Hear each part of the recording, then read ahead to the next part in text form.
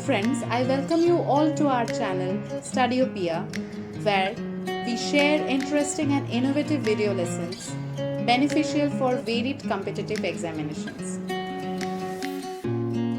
In our previous video, we have already learned geography as a discipline, its definition, scope, content, and varied branches. Today, we will learn some of those pioneers who contributed greatly to the development of geography as an individual discipline. So let's dive into our today's lesson. We have already studied that world geography was adopted in the year 200 before Christ by the Greek scholar Eratosthenes. The Greeks have played a very important role in the development and study of geography as an individual subject. So, some of those who had contributed greatly to the development of geography will study in this video and will classify the entire period of development among three periods: classical period, medieval period, and modern period. Pythagoras was a great Greek philosopher and mathematician, was the first to consider that the earth is spherical in shape and revolves with all other planets around a central fire. Herodotus, a Greek historian, is known as father of geography. He explained the deposition of silt in the Nile Delta, and he created the term delta for the floodplain at the mouth of the Nile. Aristotle, a great Greek philosopher, explained the eclipses. He demonstrated that Earth had spherical shape. Evidences from this idea came from the observance of lunar eclipse. Eratosthenes, we have already studied about him, a great poet, mathematician, geographer, measured the circumference of the earth by observing the angle of the noonday sun at Syene and Alexandria. Hipparchus was perhaps the greatest of the Greek astronomers. He devised a method of locating geographical position by latitudes and longitudes. Next is Strabo, who wrote a 17-volume series called Geographia.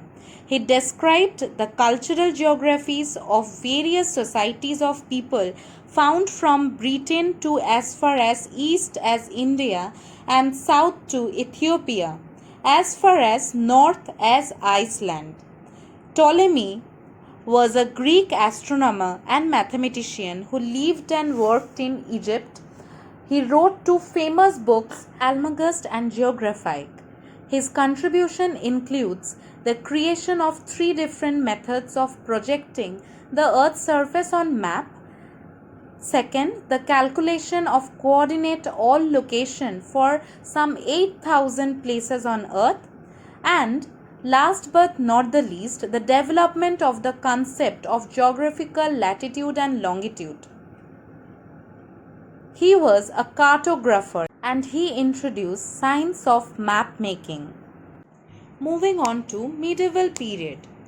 The Christian era didn't contribute much to the development of geography. The image of the world was molded to fit the Bible, and the earth became a disk at the center of the universe. Whereas in the medieval period, Al-Idrisi was an Arab geographer and scientist who authored one of the greatest geographic works of the medieval period, a description of the earth that contains information from his own travels. Ibn Battuta, who born in Tangier, was one of the greatest of all Muslim travelers.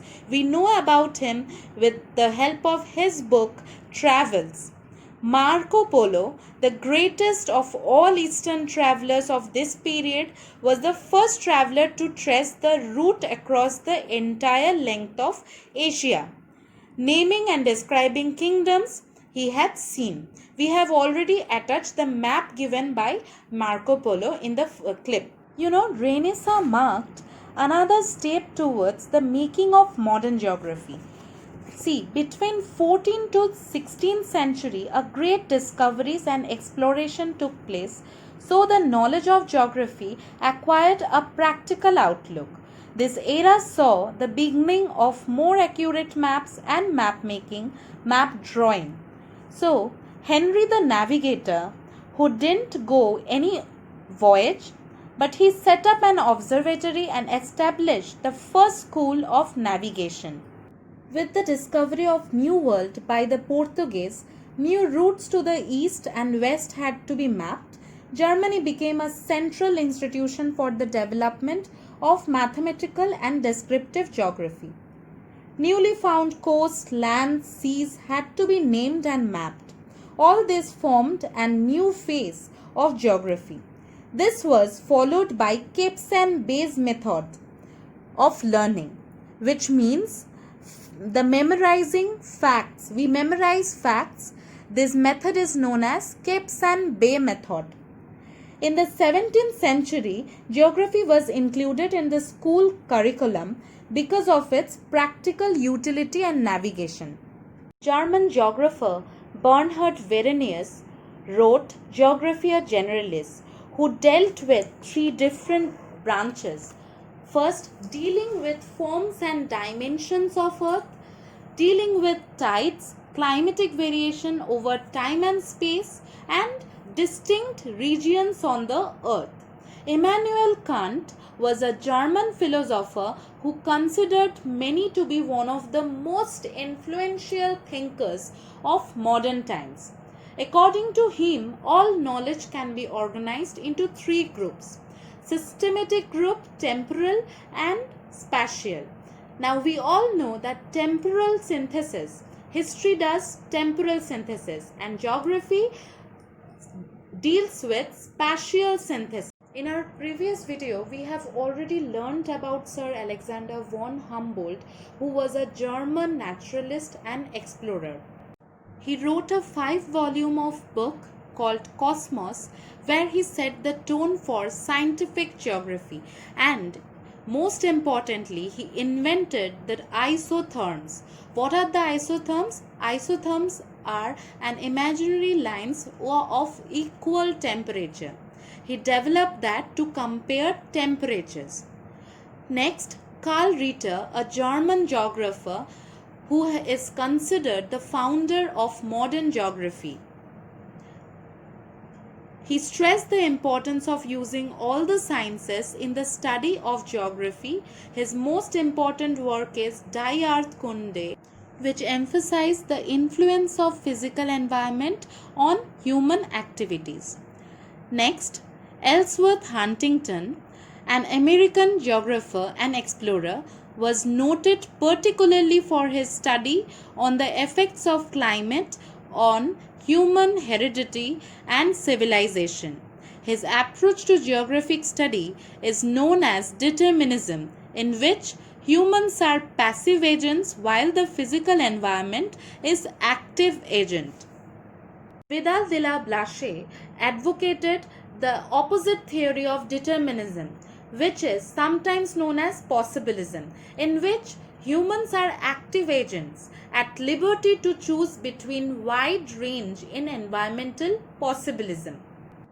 Geography was no longer considered to be a science of humans on Earth, but a science of humans on Earth and the study of their action, interaction, interrelationship between human and nature.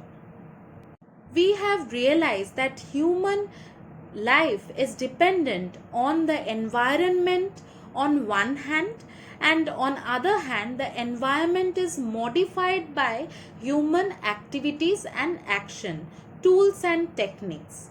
From here we have two distinct approaches of studying geography: determinism and possibilism.